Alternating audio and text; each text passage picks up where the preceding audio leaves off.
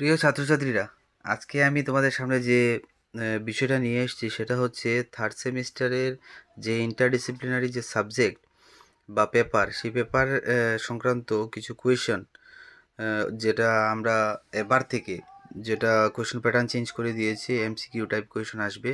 তো সেটা নিয়ে কয়েকটা এমসিকিউ কোয়েশনের এমসিকিউ যে আছে সেটার প্যাটার্ন নিয়ে কিভাবে বা কী ধরনের কোয়েশন আসতে পারে বা হতে পারে সেটা নিয়ে কিছু তোমাদের সামনে আমি তুলে ধরার চেষ্টা করছি। তো সেইভাবে বা সেই মোতাবেক তোমরা পড়াশোনা করবে, নিজেদের স্টাডি যেটা সেটা করার চেষ্টা করবে। এবং আমি সময়ান্তরে আমি চেষ্টা করব কিছু কিছু কোয়েশন এভাবে তুলে দেওয়ার জন্যে তোমাদের আমার ইউটিউব চ্যানেলের মাধ্যমে। তো তোমরা রেগুলার বেসিসে সেটা ভিজিট করবে, আদারওয়াইজ সেগুলো পাবে না। তো যাই হোক, আমি যদি এইভাবে শুরু করি, যেমন প্রথম কোয়েশন যে what are the types of interview skills.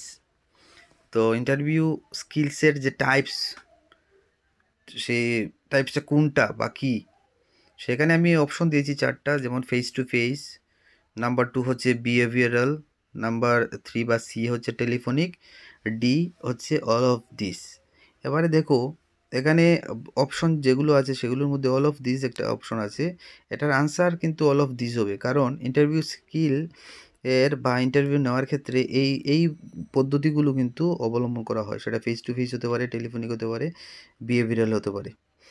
তো এটা গেলো একটা দিক, নাম্বার 1। নাম্বার 2 হচ্ছে the word interview is derived from, অর্থাৎ ইন্টারভিউ যে ওয়ার্ডটা সেটা কোথা থেকে এসছে। Number A Latin, B French, C German, D English. তো সেটার আনসার হচ্ছে বি, অর্থাৎ ফ্রেঞ্চ। ফ্রেঞ্চ একটা শব্দ থেকে ইন্টারভিউ শব্দটা এসছে।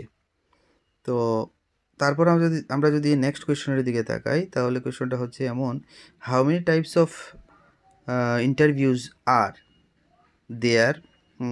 যদি আমরা দেখি যে ইন্টারভিউ যে টাইপস, কত ধরনের ইন্টারভিউ আছে, সেটা অপশন দেওয়া আছে 2, 4, 3 অ্যান্ড 5। তো সেটার আনসার হচ্ছে সি, অর্থাৎ 3। There are 3 types of interview. তারপর নেক্সট কোয়েশনের যদি দিকে তাকাই, তাহলে দেখি কি নেক্সট কোয়েশনটা হচ্ছে the word interview means. Interview কথাটার অর্থ কী? অপশন আছে A glimpse, B to see other strangers, C all alone, and D none of the above. এটার সঠিক অ্যান্সার হচ্ছে C all alone. Then next question যদি আমরা তাকাই, তাহলে দেখব কি এখানে দেওয়া আছে, the term interview has been derived French word. আগে বলেছিলাম ইন্টারভিউ শব্দটা কোন ভাষা থেকে এসছে, সেটা ফ্রেঞ্চ ছিল। এবার বলেছে যে ফ্রেঞ্চ কোন শব্দ থেকে ইন্টারভিউ শব্দটি এসছে। সেটার অপশনগুলো দেওয়া আছে এন্টারভোয়ের, আরেকটা আছে ভিউ, এটা আছে সি নাম্বার হচ্ছে ইন্টারভোয়ের, ডি হচ্ছে নান অফ দিস বা নান অফ দ্য অ্যাবাভ। এটার যে সঠিক আনসার সেটা হচ্ছে এ এন্টারভোয়ের। তো এটা হচ্ছে নাম্বার 1, 2, 3, 4, 5 নাম্বার কোয়েশ্চেন। তারপর আমরা যদি দেখি next question, who was the author of the book named methods in social science. সেটার অপশন যদি দেখি, option A Kerlinger, B C R Kothari, C Goode and Hatt, and D Wilkinson. তো সেটার সঠিক আনসার হচ্ছে option C Goode and Hatt. তো এটা হচ্ছে 6 নাম্বার কোয়েশ্চেন। তারপর আরও কিছু কোয়েশ্চেন আছে, সেগুলো আমি তোমাদের সামনে তুলে ধরার চেষ্টা করছি, তোমরা একটু ভালোভাবে লক্ষ্য করবে। নেক্সট কোয়েশ্চনটা হচ্ছে গিয়ে what is the major attribute of correlation analysis. তোমাদের সিলেবাসের মধ্যে এগুলো আছে। তো সেটার option A association among variables, B difference among variables, C regression among variables, D variations among variables.